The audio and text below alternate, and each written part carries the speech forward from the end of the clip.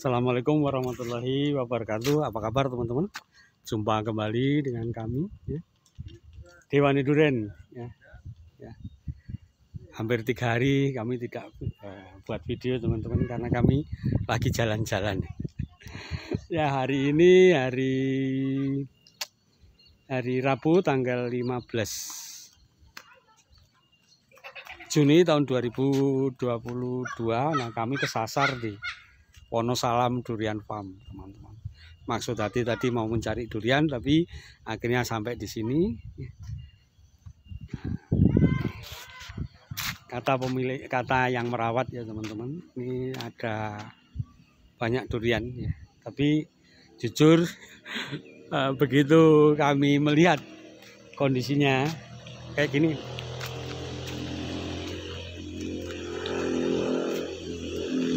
Nah, akhirnya ya, pertanyaan-pertanyaan kami selama ini terjawab. Ya, memang banyak teman-teman yang sudah berkebun durian, tapi yang mau merawat dengan baik, ya, itu jarang. Ini faktanya. Di sini ada sekitar 400 pohon durian, teman-teman. Usianya sudah katanya ada yang 7 tahun, 8 tahun. Nah, ini di depan ini jenis musangking. Nah, ini jenis musangking, teman-teman. Ini teman-teman bisa lihat kualitas daunnya seperti ini. Ya, karena memang perawatan sangat minim. Ya, bisa jadi karena memang ada kendala di biaya, ya, atau mungkin bisa jadi orangnya tidak tahu bagaimana cara merawat. Nah, ini jenis bawor. Daunnya teman-teman bisa lihat. Ya, kualitas daunnya teman-teman bisa lihat kayak gini. Nah, kata yang merawat itu ada yang pernah, loh Pak, ini musangking ini pernah berbuah berapa kali? 2 kali. Setahun? 1 tahun 1 tahun 1 1 kali. kali. Isi berapa dulu? Isi 8. Namanya siapa? Musim. Pak Musid. Lah, ini kebetulan yang sebelumnya merawat sampai hari ini masih merawat, tapi ganti pemilik ya. Ganti pemilik. Katanya sudah ganti pemilik. Nah, kebetulan kami lagi main-main di sini. Ini secara fisik ya sebenarnya fisiknya oke, Pak. Cuman ya itu tadi kualitas daunnya masih ya, kualitas daunnya kayak gini nih.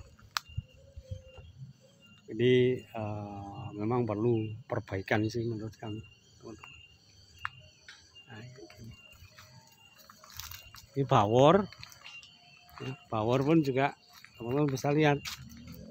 Ini kita bicara fakta, teman-teman. Jadi nah, ini kayak gini.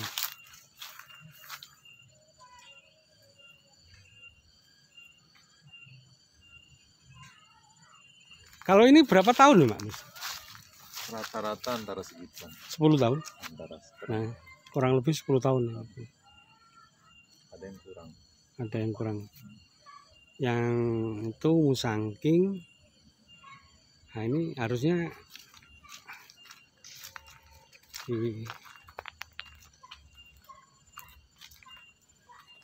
ini montong ya? Ini kanyo. Oh, kanyo. Kanyo itu durian dari Thailand. Oh, dari Thailand ya. Kanyo, teman-teman. Ini baru tahu saya. Ini daunnya mulai masalah loh, Pak. Kalau ini udah lama. Oh, sudah masalah. Akarnya kejepit, Pak. Oh, dibuka misalnya? Boleh. Boleh. Ini. Akarnya kejepit, ini kan batu-batu Iya. semua. Terus yang ini Nangka. kalah sama Iya. jambu. Ini jambu tuh. Jambu monyet. Kenapa nggak dibuang aja? Maunya dibuang dari dulu. Kenapa? Nggak sempat. Oh, nggak sempat. Nggak ada yang ngambil. Oh. Nggak berani. Butuh berapa orang begitu kan jatuh langsung harus dibersihkan. Oh, karena di tepi jalannya. Dicari penggergaji profesional ya, langsung harus ringkas. Ya, harus diringkas. Jadi jatuh bersih. Nah, ini bawor, teman-teman. Ini bawor. Kondisi daunnya kayak gini. Ini rata-rata ya. Rata-rata kayak gini ya. Rata-rata. Rata-rata. Jadi ya jadi kami sering mengatakan teman-teman, kualitas daun itu bisa menunjukkan ya, kualitas tanaman itu seperti apa. Ini juga Pak, ini bawor juga. Ya. Bawor. Teman seperti ini rata-rata baru selesai buah. Terus kandang itu mau dimanfaatkan? Enggak. Oh, setuju saya. Saya setuju. Itu cicilan sejak lama, belum selesai dibongkar. Saya setuju. Karena apa? Sumber penyakit lah. Sumber penyakit. Jadi kandang itu di kebun itu menurut kami sih, menurut orang sih enggak sumber penyakit. Nanti dikasih catatan yang penting. Apa? Yang kandang itu. Kandang, iya. Kandang itu saya enggak. Beliaunya ini nanti mau bikin kandang. Di luar aja deh. Karena apa? Kotoran itu kan sumber penyakit sih Pak. Ya. Kalau fermentasinya kita nggak bener, masalah. Saya soalnya, saya ada kapok wis. Korbannya di bawahnya kandang itu. Di bawah kandang ya. Duriannya mati. Oh. Tapi banyak orang yang mengatakan wah bangga saya dengan kandang ini. Rencana mau bikin kandang, mau pelihara apa? Kambing. Balik lagi seperti itu. Balik lagi seperti. Ini sebenarnya mau bagus Pak. Ini mau bagus ya. Ini baru 1 tahun. Ya, ini mau bagus. Tapi kalau dibiarkan ya tetap seperti ini. Jadi harus apa ya?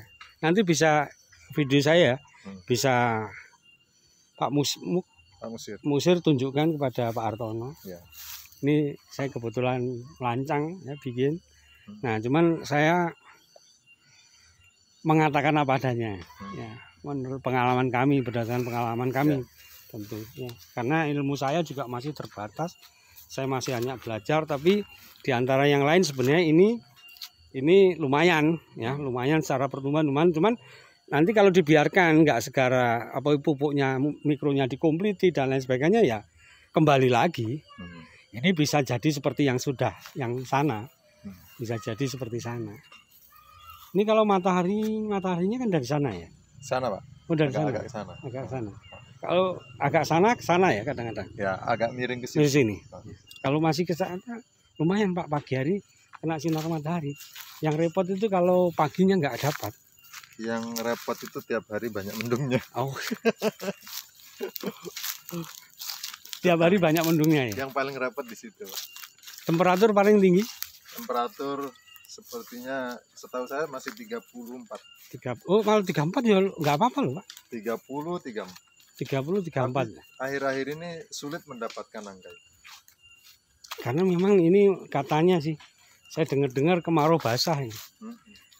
Ini kayaknya ini juga nggak berubah-berubah. Udah setahun ini begini aja. Begini terus.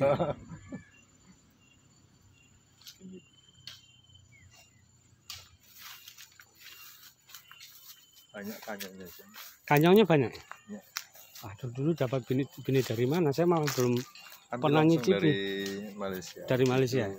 Dokter Profesor Reza yang. Oh. Profesor Reza itu siapa ya? Profesor Durian Nusantara. Oh, Durian Nusantara. Kan beliau ketuanya. Termasuk beliau pengasuh di Durian Park. Oh, Durian Park yang sana. Durian Park jenisnya apa aja? Duriannya? Iya. Indonesia Nusantara aja. Oh, Nusantara aja. Pelangi, bidu, terus apa lagi? Lokal aja, Simas malahan. Waduh. Berarti lama sudah ya? Hampir sama dengan sini.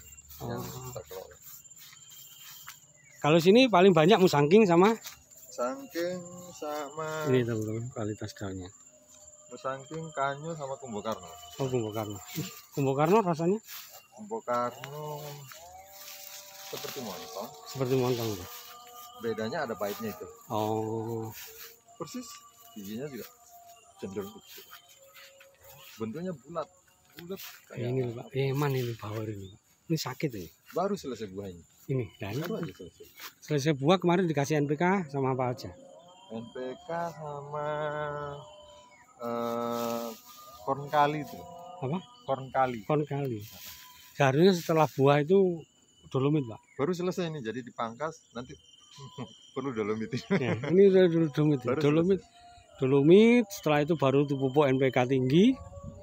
Udah insek fungi rutin, nanti daunnya beda.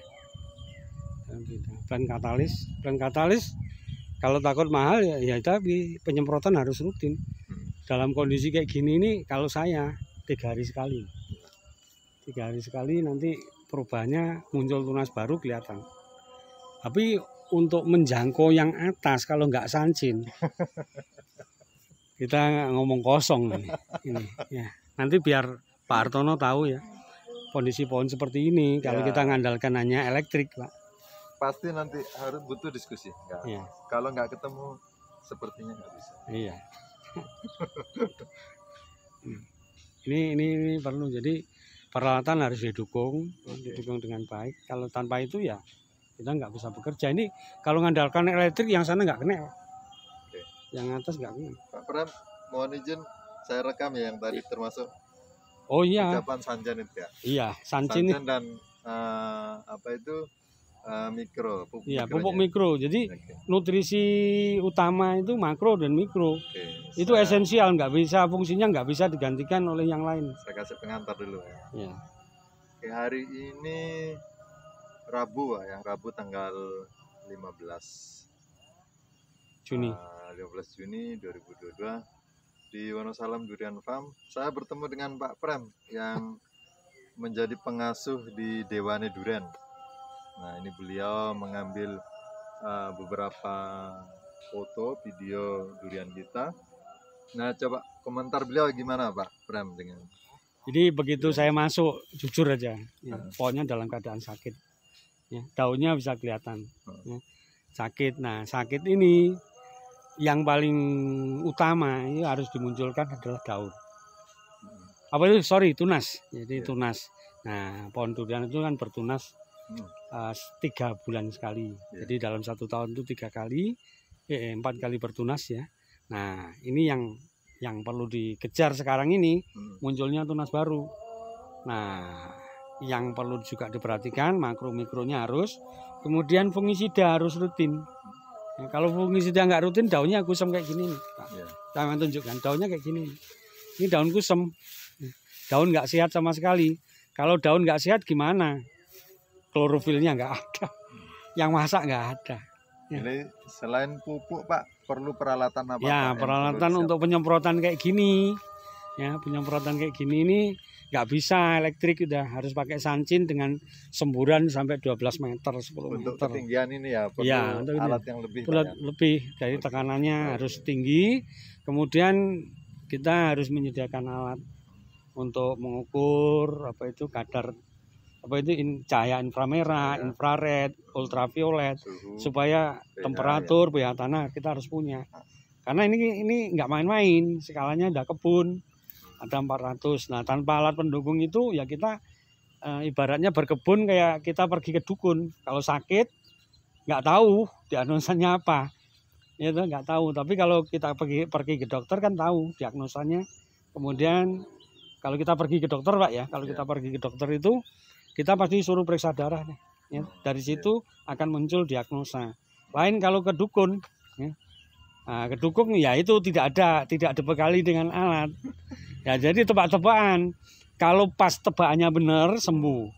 Kalau pas tebakannya salah, ya pasiennya bisa mati.